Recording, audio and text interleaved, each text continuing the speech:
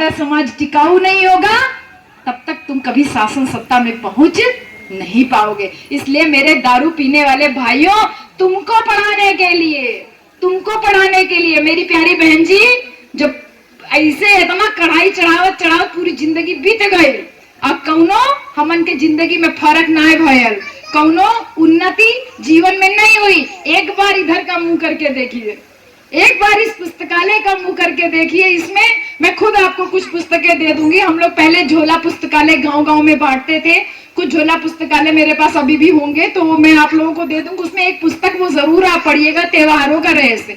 एक बार यहाँ पे जरा सा घूम के जाइए और उसमें से किसी बच्चे से कह दीजिए कि भैया ये त्योहारों का रहस्य में तनी एक त्योहार का रहस्य तनी पढ़ के सुनाए था।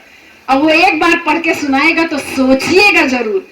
शिक्षा आपको सोचने को मजबूर करती है। इसलिए मेरे दारू पीने वाले भाई, मेरे सुरती रगड़ने वाले भाई, आपके लिए, आपकी महिलाओं के लिए सबसे पहला स्कूल किसी ने खोला था तो महात्मा ज्योतिबा फूले ने खोला था। और वो कहा कि तुम शिक्षित हो, पहले पढ़ाई करो। और हम पढ़ पढ़ करके बाबू साहब बनने लगे। संविधान जब बना बहन जी, और उसके बाद जब थोड़ा पेट भरने लगा तो दूसरा तरह का ज्ञान हो गया। और इस ज्ञान ने आपका क्या छीन लिया पता है? इस ज्ञान ने आपकी जमीनें छीन ली। मैं इतनी जगह पे जा रही हूँ बहन जी, ज्यादातर जगहों पे सड़क के किनारे वाली जमीनें सारी ऊंची जाति के लोगों की। पता चलता है उसके पीछे किसका है? कहीं हमारे खटिक भाई का मोहल्ला है, कहीं हमारे पासी भाई का मोहल्ला है, कहीं हमारे प्रजापति भाई का मोहल्ला है, किसी चौहान भाई का मोहल्ला है। तो वो सब खुद बताते हैं कि बहन जी पहले ही कुल जमीन हमार रहल, ये कुल हमार रहल, लेकिन का करे हमार बाप दादा दारू पियत रहने, दारू पी पी के कुल खेत खलिहान अपन लिखवाए देने। तो सड़क के किनारे वाली कुल जमीन बाबू साहब लोगों की हो गई, पंडित जी लोगों की हो गई, और पीछे सारी जमीन गली कूचे से हो करके जो रहा कहा था वो हमारे हिस्से आ।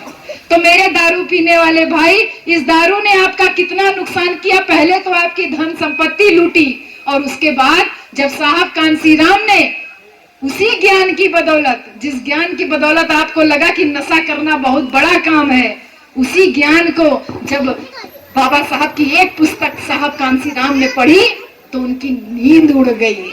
साहब कांसीराम बड़ी नौकरी करते थे बहन जी, बड़ी नौकरी करते करते एक दिन साहब कांसीराम को बाबा साहब की एक पुस्तक पढ़ने के लिए हाथ में लगी, और उस पुस्तक को पढ़ने पे साहब का दिमाग ऐसा खुला कि अरे बाप रे बाप, बाबा साहब तो मुझसे लिख के गए कि तुम शिक्षित हो, पढ़ लिख करके तुमको समाज का नेतृत्व करना है, तुमको समाज को जगाना है, तुमको समाज को आगे बढ़ाना है। और मैं नौकरी करके क्या कर रहा हूँ?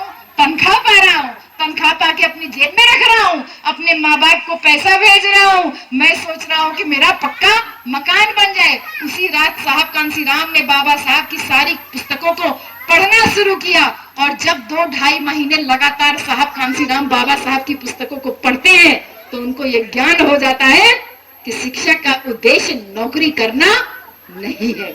और वहीं से साहब कांसीराम अपनी नौकरी से इस्तीफा दे देते हैं। और फिर मेरे ये दारू पीने वाले भाइयों, मेरे सुरती रगड़ने वाले भाइयों, मैं आपको ललकार इसलिए रही हूँ कि आपके लिए साहब कांसीराम ने अपनी नौकरी से इस्तीफा दिया था। आपके लिए साहब कांसीराम जो बड़ा वैज्ञानिक थे, जो बड़ा मकान बना सकते थे, बड़ा पैसा रुपया जोड़ सकते थे, आपके लिए गांव गांव पैदल पैदल साइकिल चले, पाँव में छाले पड़ जाते थे, कपड़े फटे हुए होते थे, भूखों रहते थे, लेकिन कभी उन्होंने परवाह नहीं की। और उसी ज्ञान की बदौलत साहब कांसीराम ने आपको कहा कि तुम 100 में 85 हो। SC, ST, OBC और माइनॉरिटी आपस में ऊंच नीच का जो सिस्टम बना के रखा है, ये कुछ जातियों ने आपके ऊपर शासन सत्ता करने के लिए बना रखा है। तुम 100 में 85 हो, और वो लोग बाभन ठाकुर बनिया ये 100 में 15 है। तो मेरे प्यारे छोटे छोटे बच्चों, ये बताओ 100 में 15 बड़ा होता है कि 85? देखिए, आपसे ज्यादा समझदार आपके बिना दारू पिए हुए बच्चे हैं। इन्हें पता है कि 100 में 85 बड़ा होता है। अब मेरे प्यारे बच्चों, दूसरा जवाब दो कि राजा 85 का होना चाहिए कि 15 का? देखिए मेरे प्यारे दारू पीने वाले भाइयों, बिना दारू पिए आपके बच्चे आपसे ज्यादा समझदार हैं। ये कह रहे हैं कि राजा 85 का होना चाहिए, लेकिन राजा है किसका? 15 का। और पता है बच्चों गलती किसकी?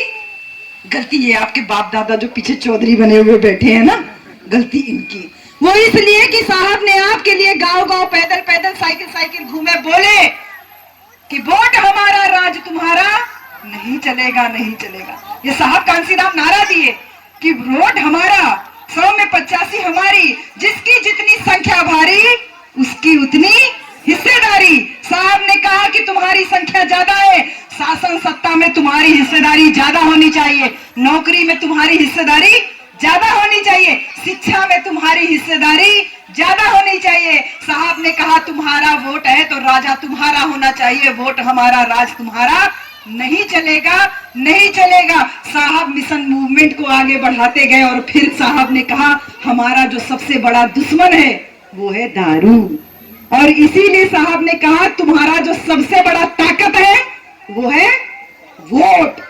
इस वोट की ताकत को साहब ने आप तक पहुंचाया और कहा देखो मेरे समाज के दारू पीने वाले भाइयों, इस वोट की ताकत को देखो। मेरी प्यारी बहन जी, इस वोट की ताकत को देखो कि हर 5 साल के बाद ये तथाकथित ऊंची जाति वाले लोग आपके पैरों पे आते हैं और कहते हैं काका गोड़ धरत है वोट हमही के दिया, काकी गोड़ धरत है वोट हमही के दिया, आजी दीदी गोड़ धरत है वोट हमही के दिया।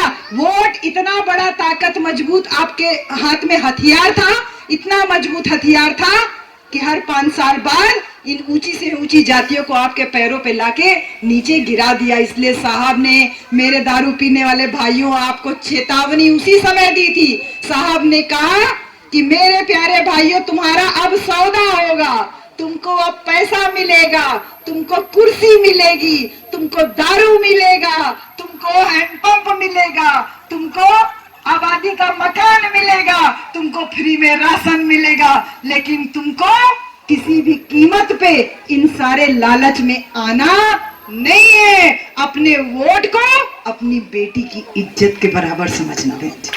ये साहब कांसीराम ने। इसलिए मेरे दारू पीने वाले भाइयों मुझे कष्ट इसलिए होता है